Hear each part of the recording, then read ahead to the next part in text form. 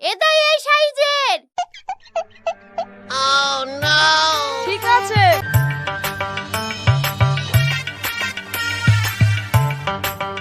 এই শফিক, কুট যাস রে? এটা বাজারে যাচ্ছি আলু কিনতে। ও, এদালার পেয়ারা খা। ইরে আল্লাহ, তুই আমার করলি কি রে? এখন আমি বাজারে কিনে যাব। এই গাধা, তোর কি হলো রে? তুই কাঁদছিস কেন? তোর টাকা হারিয়ে গেছে নাকি? না না, টাকা হারাবে কেন?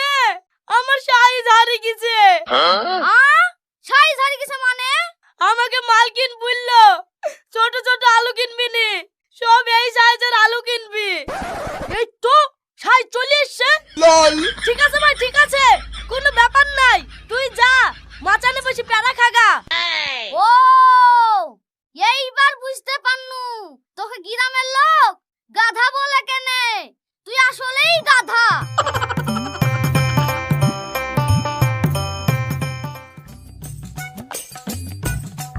উহু, হলো না। এইটা ঠিক আছে।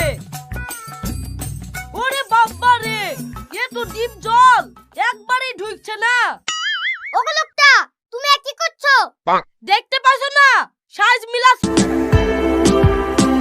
মালকিন, এই দেখেন বাজারলেন। কই দে।